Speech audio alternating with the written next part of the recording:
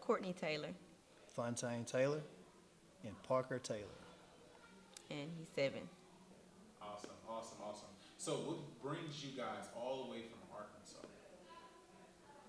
I'll let you go. So what brings us here is Aubrey reached out via Facebook. Parker had a unique situation. So he was once a student at the Arkansas School for the Blind, and he's also a 23 weeker. He was born a pound and 7 ounces, and that came with some complications, medical complications, and one which is chronic lung disease and a compromised immune system. So when the pandemic hit, we pulled him out, and he was how old was he then? He's 3. He was 3 at the time. So everything was cool. And so as Parker got better, his immune system started to get built up. We wanted to put him back into school after he had was infected with COVID and did well. So we went to get him back into school, and unfortunately he was denied. And so he was referred to the school district, and his mom, my wife, and I weren't comfortable with that because there were no students there that were like him. No blind students. They had never had a blind student there at all. So we humbled ourselves and we went with that call. And it was hard. It was difficult. There was no teachers there to help Parker navigate. He was getting hurt. He was in the nurse's office from time to time by students and other teachers because they just didn't know how to navigate. Another thing was his learning. It wasn't the same as it was in the school for the blind. They were having a tough time teaching Parker. You know, he wasn't getting consistent homework or reports. So I would stay there early after drop-offs in the morning, and in the afternoon I would stay there late just to help the team get acclimated to Parker, a kid like Parker. Try to make it short. So as time went on, it became more and more difficult. So as I mentioned, Parker was in the school district, and so there were no kids that were blind like Parker there, and so they tried to accommodate Parker, but they just couldn't do it. So when we went to get Parker back into the school for the blind, the way it works, you have to get a referral, and so we were denied. And so at that point, we reached out to disability attorneys in the state of Arkansas, and they looked into it. And while they were looking into it, the news caught wind of what was happening, and so they did a report on it. And Aubrey, I guess your colleague, she caught wind of it also, and she reached out. And so everybody collectively saw how unfair this situation was for Parker. And so Aubrey reached out and was offering services and offering a friendship and a network of people to be around and stuff like that. And of course, when you're in a situation like that where there's no book to teach you or show you or lead you or guide you, you know, you just kind of just reach out to wherever you can get help and support. And so that's kind of what led us here today in San Antonio. So in a nutshell, that's kind of how we ended up here today. So, Yeah. So, I thank you guys first of all for traveling all the way out this way. Yes, and Aubrey, she's amazing. She Yeah. reached out to a lot of people, Yeah. and I'm glad that you guys even made it this far to be able to do that. Yeah. What would be one thing that you would tell yourself when you from today to the day, like talking to yourself when you first received the diagnosis and you first walked into this experience? What would you tell yourself? That's a good question. If I think about it, because we know a lot more today than we knew when we first got his diagnosis. I would say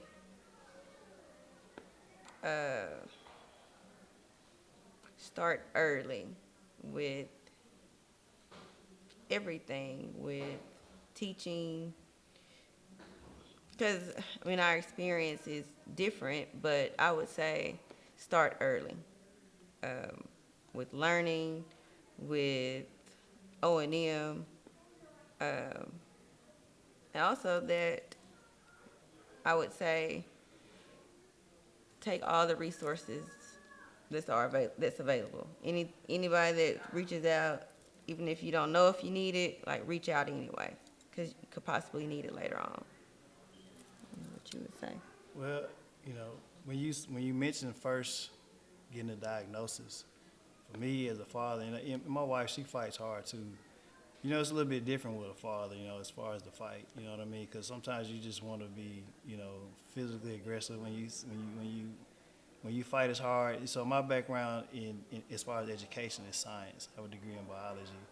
So during the whole time he was in the hospital, you know, I did as much research as I could to stay right there with the doctors. And in doing that, as the doctors, some doctors were I would say were more advocated more for Parker than others did, and so they were a little bit more open with the information that they knew on the professional side. And so some of them felt like team players, and some of them were a little bit more secluded. You know, they wasn't as proactive and involved with opening up to us with information. So even with my background, and so as far as the diagnosis, hearing if I first time hearing it, um, me doing as much research as I did and sharing information with some of the eye specialists, what I had saw, what I was coming up with, and of course I wasn't trying to lead the way, but I had a lot of questions from what I was seeing, and so but the doctors weren't open. And one thing in particular was the routine eye exam. So with kids like this, you can do what they call serial eye exams, and that just allows the doctors to get a more consistent look at what's going on with the child's eyes, back to back, more consecutive. It's an opportunity of time that you have to catch it and deal with it before it becomes something that's irreversible.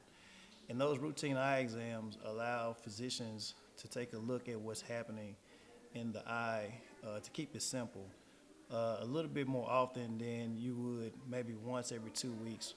And so when that, for me, when we got the diagnosis, there was so much, I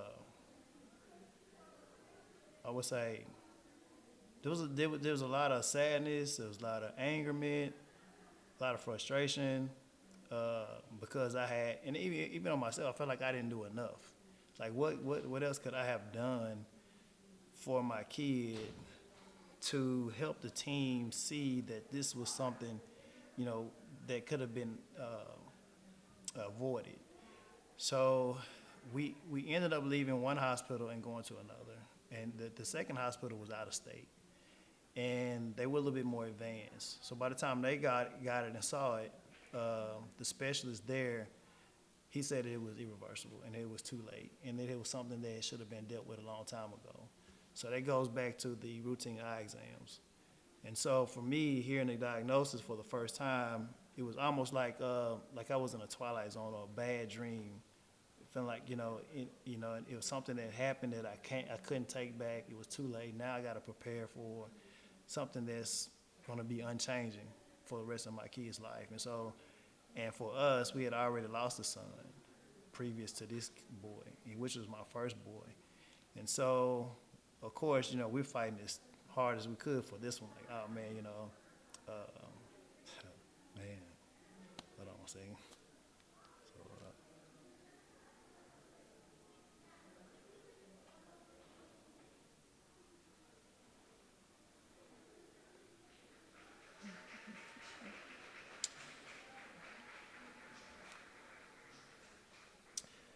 So we're trying to make sure that he comes out alive. So, they said he wasn't gonna make it. So I'm like, nah, we're not trying to hear that, We already lost one. And at this time, I felt like we had dove so deep into the research and things that could be done for Parker. It's like, nah, we can pull it through this. So we did, and unfortunately, because of the physicians, I have a son now. Now I play basketball. My wife played basketball. her whole family played basketball. My family played sports, so I was like, okay, I have a boy now that made it. So our dream was to see him, play ball, play sports, if that's something that he wanted to do. And so now all of those things are gone. So uh, so it was tough, man. So being here today is it's more like for us. It's not a visit. It's almost like when you have stuff like this, just even just the whole setup, being here, being able to speak. Um, it's almost like having family that's not blood family. You know what I mean? Yeah, and we all know that family family is not always relative. And so, but it feels like family. To be involved with people who share the same compassion, and they're just as passionate about kids who have special needs. And so when you see that, just like your heart goes out to everybody, and you see it, and you automatically just, even when you don't know these people, it's just like, you just feel like family. You know what I mean? It's like you do anything you could for anybody here without even knowing them, just knowing what they're going through, because you know what they may have went through at some point in time.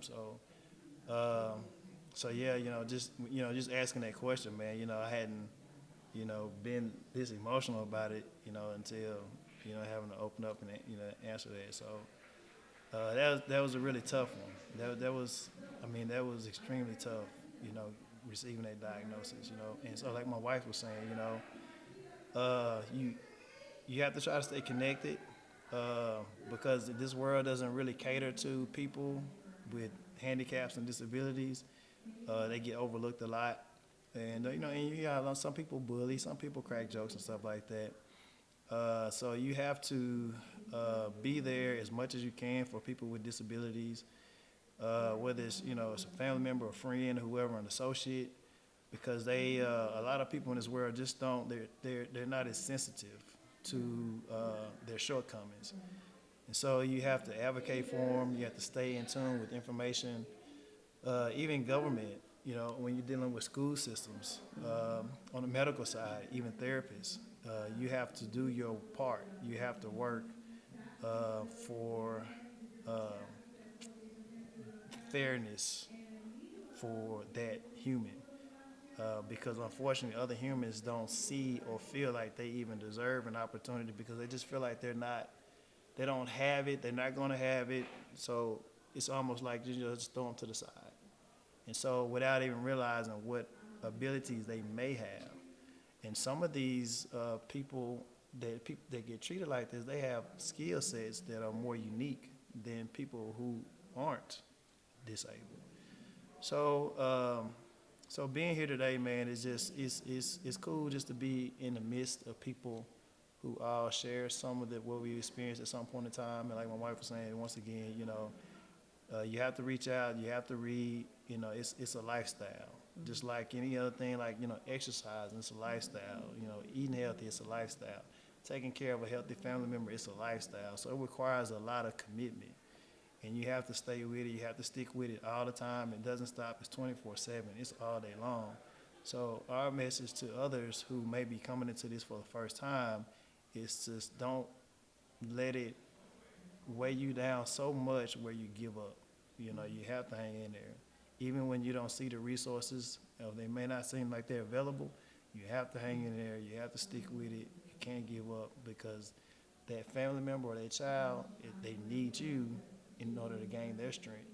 So that's one of the things that we would just push for any family member. Just hang in there, as much as you can. Do not give up on that patient, or that, if you're a nurse, don't give up on that patient, because we see it in the professional world too.